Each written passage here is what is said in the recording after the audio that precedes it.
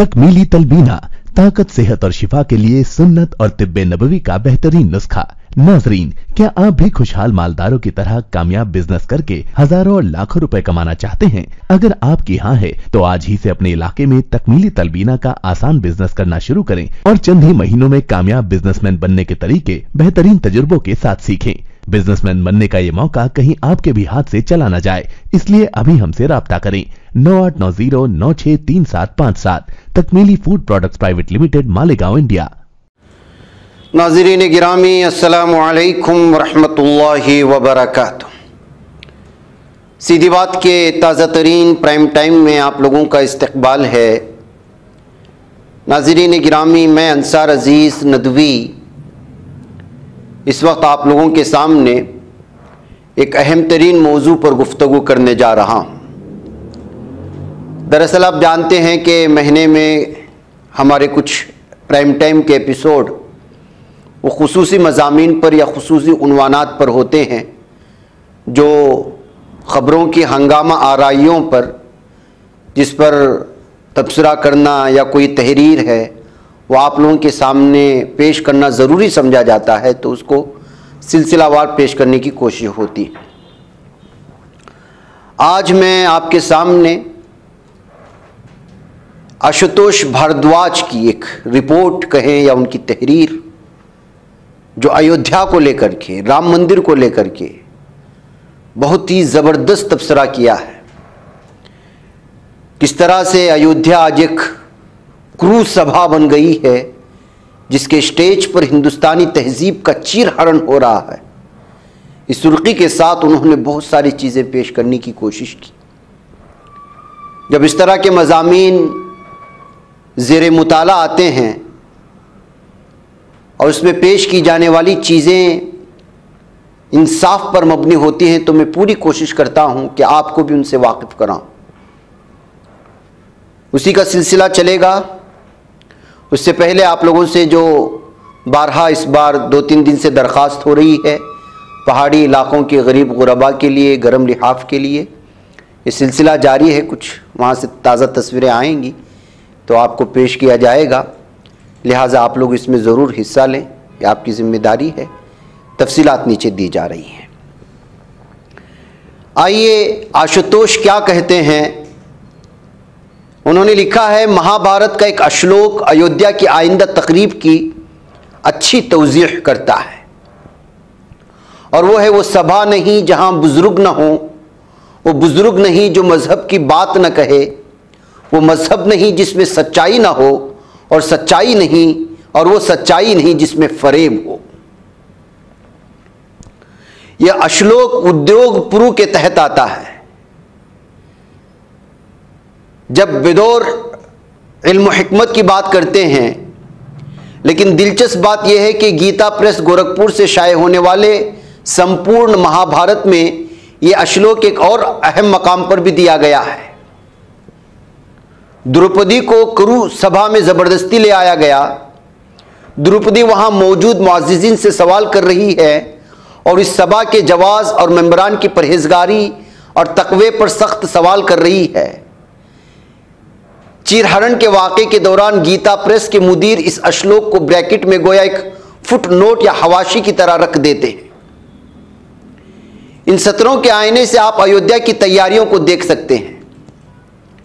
हमें बताया जा रहा है कि हजारों करोड़ की सरमायाकारी के बाद इस शहर का काया पलट हो गया है, लेकिन जो लोग ये दावा कर रहे हैं कि 22 जनवरी को अयोध्या एक रूहानी सभा में तब्दील हो जाएगी, उनसे पूछना चाहिए कि उस सभा के अजीमुशान आसन पर हिंदुस्तान के मुअज़्ज़ज़ बुजुर्गों को बिठाया जाएगा। क्या उस सभा के मुंतज़मीन उस तहजीब के अजीम कदरों को इख्तियार करते हैं? क्या उन बुजुर्गों ने धर्म और सच्चाई की हिफाजत के लिए अपनी ज़िंदगी कुर्बान की है?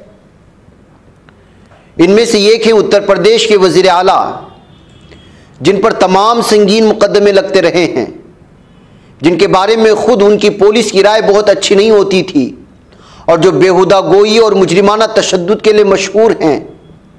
एक और हैं इस मुल्क के वज़ीर आज़म, जिन्होंने नरगसियत की ऐसी नायाब मिसालें कायम की हैं जो सुरूर और सागर पर गिरते अपने अक्स से इस कदर मशहूर हैं कि नरगिस भी शर्मिंदा हो जाए। क्या ऐसे बुजुर्ग हैं जिन्होंने धर्म का साथ दिया और फरेब से पाक जिंदगी गुजारी है। अयोध्या की यह सभा झूठ और अधर्म की बुनियाद पर बनाई गई है, क्योंकि जिसको उसके दरबारी हक की फतह कहते हैं वो दरअसल फरेब और जबरदस्ती की पैदावार है। आशुतोष लिखते हैं, अदालत के फैसले का हवाला देते हुए ये दरबारी भूल जाते हैं कि इसी अदालत ने 6 दिसंबर के अयोध्या कांड को जुर्म करार दिया था। गीता प्रेस के मुहावरे में कहीं तो अयोध्या आज एक क्रूसभा बन गई है जिसके स्टेज पर हिंदुस्तानी तहजीब का चीरहरण हो रहा है। अयोध्या तकरीब की देवमालाई वजाहत यहां इसलिए करनी पड़ी कि हिंदुस्तानी हुक्मरान आईन को कमतर समझते हैं और शास्त्रों की आड़ में झूठ का प्रचार करते हैं। आपको उनके साथ उसी जबान में बात करनी होगी जो वो समझते हैं। सच तो यह है कि संस्कृत ग्रंथों का कोई भी आम कारी इस तकरीब की मुखालिफत किए बगैर नहीं रह सकता। हिंदुस्तानी समाज पर अयोध्या तहरीक के तबाहकुन असरात को समझने के लिए आप उस अकीदतमंद खानदान को भी देख सकते हैं। 60 की दहाई पर उत्तर प्रदेश में परवरिश पाने वाला एक बच्चा रामचरितमानस के जरिए पढ़ना सीख रहा था। उसके वालिद एक मशहूर हनुमान मंदिर के पुजारी थे और दादी उसे रामचरितमानस की चौपाई पढ़कर सुनाने को कहा करती थी। जब बच्चा अच्छे से चौपाई सुना देता, दादी उसे अकनी या दीवानी देती। इस तरह दादी बच्चे के अंदर राम और राम कथा की कदरें पैदा कर रही थी। बच्चे को बहुत जल्द उस ग्रंथ के तमाम अबवाब हिफ्स हो गए। बदकिस्मती से उसकी वालिदा का जल्द इंतकाल हो गया और 3 छोटे छोटे भाइयों की जिम्मेदारी उस 17 साला लड़के पर आ गई। इस तरह बड़े बेटे ने अपने आप को खानदान के मर्यादा पुरुषोत्तम के तौर पर देखना शुरू कर दिया। उस खानदान के मुसलमानों से गहरे और करीबी ताल्लुकात थे।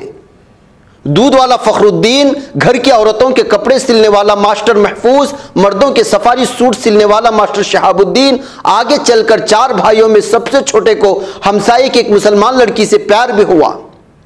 अयोध्या तहरीक ने उस खानदान को एक आन में मस्क कर दिया।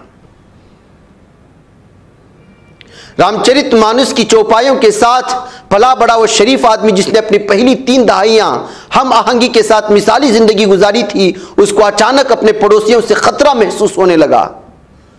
उस खानदान की रोजमर्रा की जिंदगी में पुरतशद्दुद सियासत दाखिल हो गई।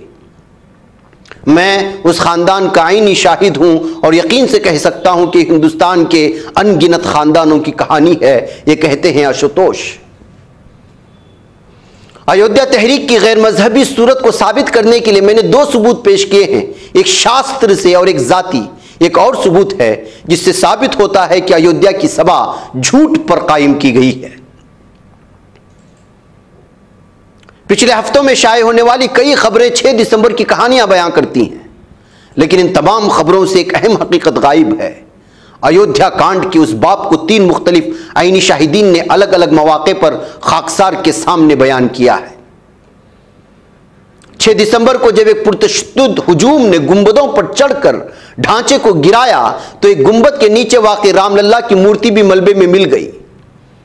दिसंबर 1949 में जाहिर होने वाली मूर्तियों को कार सेवकों ने कई दहाइयों बाद तबाह कर दिया था।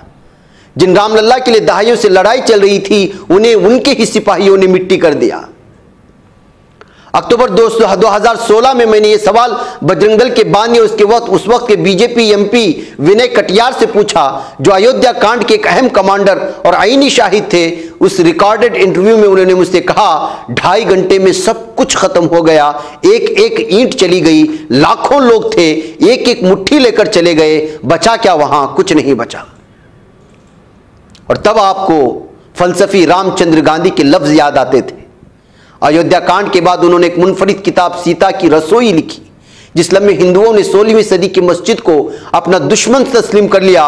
एक ऐसा दुश्मन जिसके तय आप नफरत से भरे हुए हैं। वो लम्हा अद्वियत का वाटर लो था। अद्वियत फलसफा यानी एहसास के मेरा कोई और नहीं, कि सारी कायनात मेरा ही अक्स है, हिंदुस्तानी तहजीब का बुनियादी उसूल है।